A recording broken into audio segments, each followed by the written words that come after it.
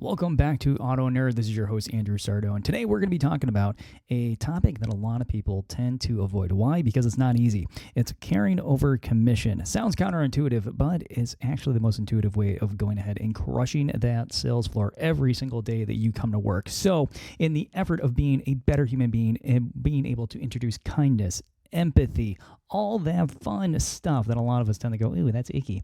We are going to throw on into this particular podcast and show you how it can make you more money and make you far more successful, and also how you can go ahead and just decimate those surveys with perfect scores every single time. So buckle up, grab a cup of coffee. Let's get into it. Let's talk about the typical stereotype of sales consultant, because this is really one of those areas that we battle on the daily. Because a customer comes in, all of a sudden their guard's up, and we got to figure out how to take that guard down and how we can actually go ahead and start to be able to teach the customer that, hey, I'm in this for you. Because that fast-talking, pushy car salesperson of old, and I know I'm a very quick talker, but that's not quite what we're talking about here. That old school pushy car salesperson, people don't want to deal with it anymore. And it's showing when you take a look at Google reviews, Facebook, Meta reviews, X, Twitter, whatever it might be. You look at where reviews are, and all of a sudden you notice that the positive reviews that come to places like dealerships all of a sudden start dropping off really fast, which means that directly impacts your income. And we got to stop putting forth processes that alienate the customers.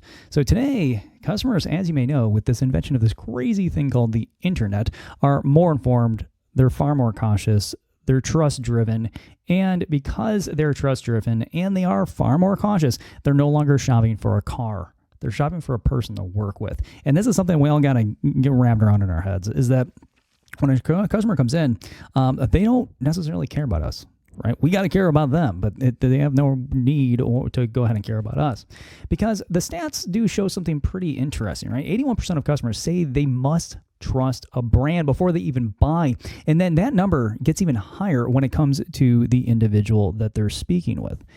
Meaning that if they don't like you, they're simply just leaving. And if they don't like you and they buy the vehicle, trust me, if you had to negotiate on this thing, every time you get up to go ahead and negotiate, you are risking your survey scores dropping a little bit more every single time. The reason is that every time you get up, the customer has to re-justify whether you just got up for the right reasons or the wrong reasons. And then when they come back, their whole idea of how to negotiate again is now starting to reset, right? So they're rearming up for whatever additional new information is going to come in.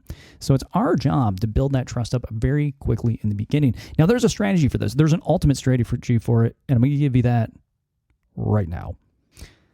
This is amazing. When I was doing research on this, and even though I've been teaching on this stuff for years and years, 20 plus years or so here, I still go through, I still look at a lot of research. I dip into a little bit of psychological research. I go into sales research all over the place, because this business is not the car business. It's the people business. It's about connecting with the individual that's sitting in front of you. And with this, I found some pretty interesting stats along the way. So one of those is this one. Check this out. Customers with the best experience spend 140% more than customers who have the worst experience. Now, this relates back to what I was talking about way in the past, is that when you have customers that all of a sudden give you killer surveys, you'll notice that your gross profit is higher. Customers that give you worse surveys, your gross profit is going to be less.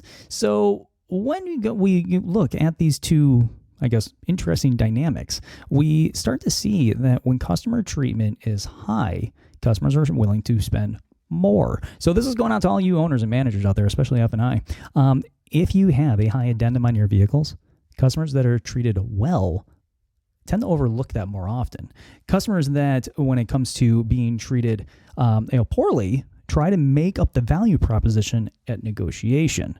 So if that is in fact the case, we need to make sure that we take a step back when we're working with our customers and see what that trust looks like at this point. If rapport is not being built, if we are working with a sales floor where management is not allowing sales consultants to build up that trust, you're killing yourselves. I mean, you're shooting yourselves right in the foot by going ahead and not allowing your sales consultants to spend that time and really, I guess, get to know who that person is. If they don't know who the person is, trust, first off, can't be built, right? Human beings love to talk about themselves, so let's just get them talking about themselves. But if 92% of people Trust word of mouth referrals over advertising, and they're coming on in and they're sitting down with your sales consultants.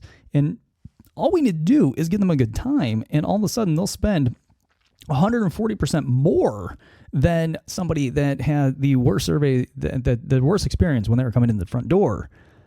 It's well worth all of our time to take pause. Now, with this, we have to look at it from the perspective of the buyer, is that if we're the buyer and we don't like the person that's sitting in front of us and we're about to drop a whole ton of coin on this car, we need to make darn sure that the customer, first off, is on the right one. And secondly, I don't need to redo my job a billion times, because every time we got to step back and go, okay, well, I didn't get that information from you earlier because we were pumpkin patching this thing out, picking on our own car out here that's going to be way too expensive for you. You want a $250 a month? Oh, well, we're at $800. But every time we do this, trust is eroded, because people tend to think that all of a sudden we are that normal, everyday used car sales consultant. And we've evolved. We just need to show customers that we have. So if 140% more is something that you're looking for, right? You want those good commissions. You want the customer to go ahead and buy the car. Spending more time with them is going to get you to that point, right? Turning and burning your customers as they start coming through that door is not helping you in any way whatsoever. It's just getting you in front of more people that are going to say, well, I don't like this person because they're too pushy. Slow down. I believe in you. I know you can pull this off. Right? I know you can sit down today with a customer and start ticking off a bunch of things about their life and then painting those on the vehicle for them, right? This is how trust is built. It's not built on, entirely finding common ground. It's built on getting people to simply just start talking about themselves. And so when customers feel valued, they simply return. And again, like I said, they bring their friends along with them. So with that, slow down, okay? You can do this. I know you can. Now, if this seems a little too odd to you, I get it. When I first heard it the first time, I was like, what? So wait, hold on. You're telling me I slow down, I talk to the customer less, they talk more about things that aren't even related to the car, and I get closer to making a higher grossing deal, and I can do this more often and sell more cars? This sounds counterintuitive, Andy. The first time I saw it, I backed up and I was like, whoa, this part of my brain was going, this makes way too much sense. And part of my brain's going, you got to be kidding me. I'm here to sell cars. No, you're there to establish relationships and have customers buy cars. Very different. As a salesperson, you're there to sell cars. As a consultant, you're there to assist somebody in buying something. Radically different. And the paychecks are radically different as well. So if you want to slow down, if you want to make a little bit more money, I do have a quick little 5-minute fix for this whole thing. And it's not hard at all. The first one is crazy simple. Listen more than you talk. Right now I have tons of rules on this, the 80-20 rule, 90-10 rule, and I can go down the list of things. But when it does come down to it, slow down. You don't need to talk that much. You really don't. We get the customer speaking about themselves, their life, what they want, their goals with the vehicle, and all of a sudden they're going to tell you all sorts of stuff about the car. Now, people do go ahead and they research a vehicle to the point of nauseam, but remember, they hyperfixate on that one vehicle. They don't go ahead and research everything through your lineup. So when you get them talking, there's a lot of opportunity that they know that they can have. They just need to be able to voice it in a way which will give them the ability to listen to us, tell them how we can help improve their lives. Also, by listening more, it gives you the ability to educate them. Don't push them, right? Be that trusted advisor that the customer is looking for. You're not a sales machine. I know many of us, tend to walk around going, oh, I'm a sales machine. I'm number 1 or number 2 on the sales board. Yeah, look at the sales board as like a fun competitive marker every month. And if you're at a dealership that likes to fire the last person on the board, maybe just find another store. Because the thing is that, yeah, we can be railing cars out left, right, center, just cranking them out. But, when I see people that are like 40 cars in the month, congratulations, you sold a lot of cars. I mean, that does take some very supreme talent. But when I look at the gross profit of those vehicles, all of a sudden I see a lot of fall off. And I feel bad for those people because, yeah, you're crushing it. You're absolutely killing it. You're working your bonus program, and I applaud you. But how much money are you leaving on the table to get to the point of where you are? And be honest with yourself on that. Because if you go ahead and you simply bring a customer in and you blow the car out the lowest price possible, you're not helping yourself. You're not helping the dealer. You're not helping your manager. You're not helping out the staff around you. Actually, you're going to kind of be stuck in the same place that you're living with very little improvement in the future, and you're going to burn yourself out really fast. So this is very much a work smarter, not harder type of approach.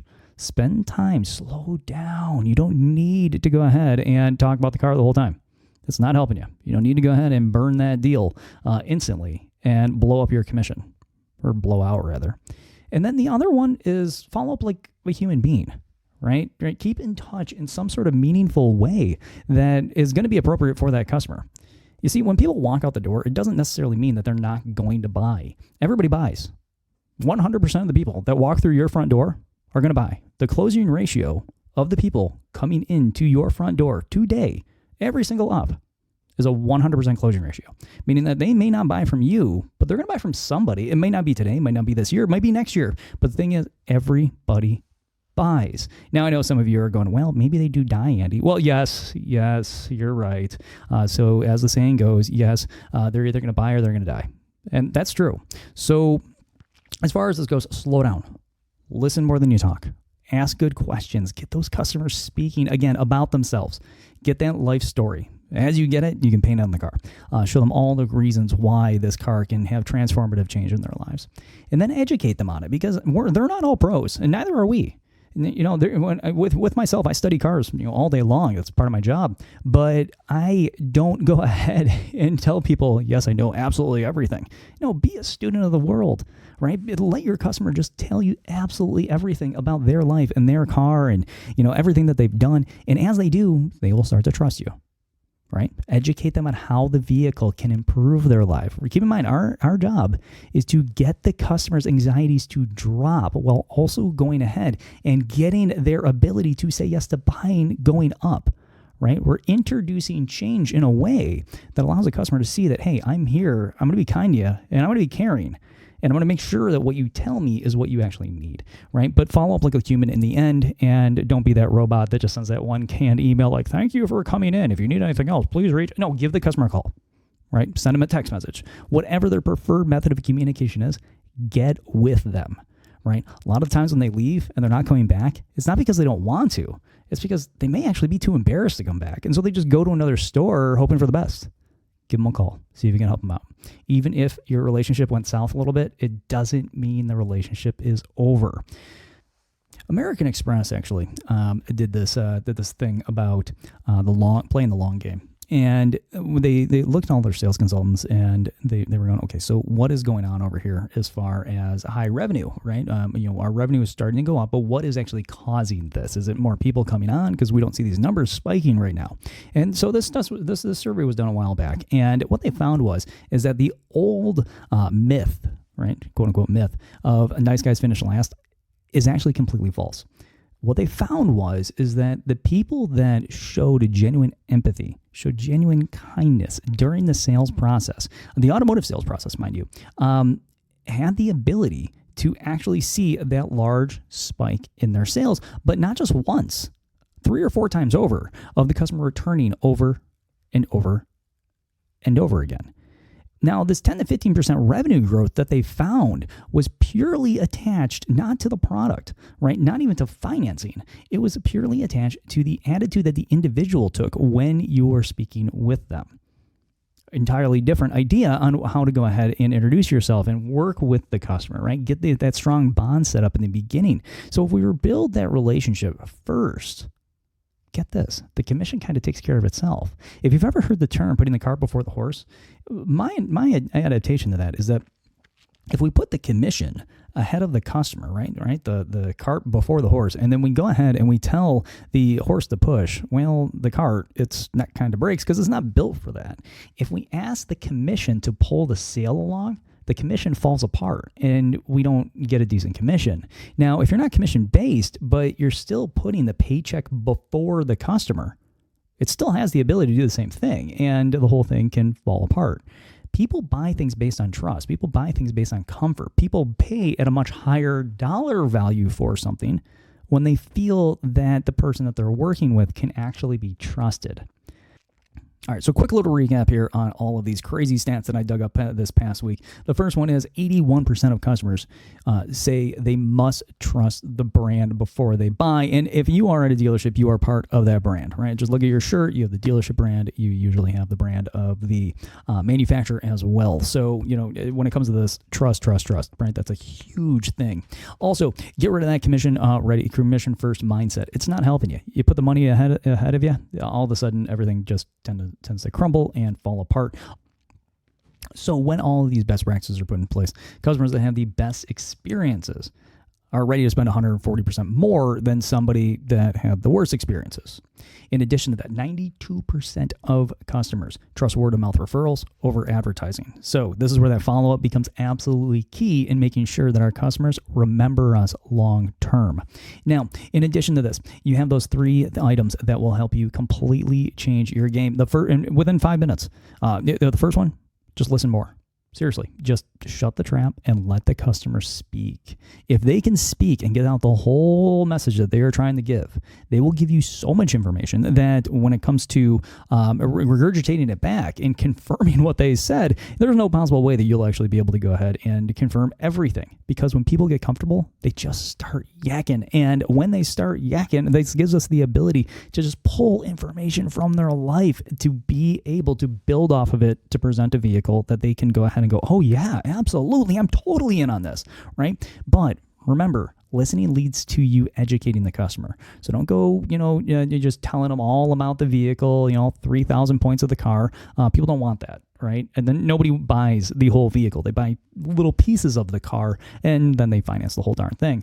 And then also in the end, follow up like you're a human, that you actually care. Keep in mind, kind people and caring win the day. The whole idea of nice people finish last is a true statement, right? Now, are you going to get like 30 cars on the board this month?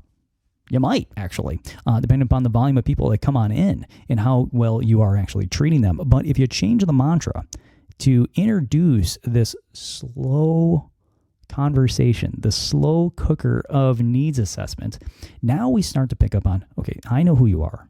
I figured you out. I can have a great conversation about your life, and I can get you being super, super happy, getting closer and closer and closer to that point of you giving yourself permission to just go ahead and say, yes, I absolutely need this. I'm going to go ahead and buy this, because people buy things when they're happy, right? Now, in addition to that, the last one here is a 10 to 15% revenue bump in your pay by simply adding in better customer satisfaction along the way. And so CX is such a huge thing when you deal with people on the daily. People, again, they avoid places where they don't feel comfortable. If you don't feel comfortable, you just don't go there. And you've been in that situation, many, many, many, many, many times. So today, short podcast today, but I really wanted to go ahead and dive on into some statistics that really did matter that I know is going to change how you do your daily work. So if you can, please share the episode. Share it with a fellow salesperson that you think just simply needs to hear it. Somebody that's just running their mouth the whole time, that either A, you want just to be quiet, or you want them to actually genuinely just be a little bit more successful.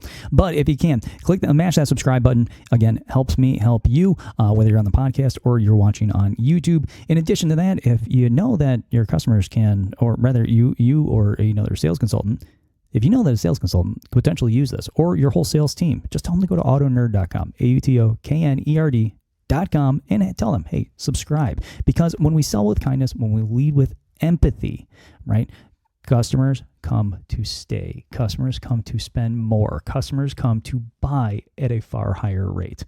All right. So go on out there, spread the love, spread the kindness, and show customers that, hey, you know what? When you come on in and take a seat, I actually do care. And I want to make sure that you buy, because if you don't, I don't eat. All right, so spread the love, spread the kindness. Short one this week. I'll be back with more later on this week, but you did get that bonus episode on Wednesday of that interview with AI. If you haven't heard that yet, go take a look. It was the last interview I just dropped on Wednesday. All right, I'll talk to you later. Bye.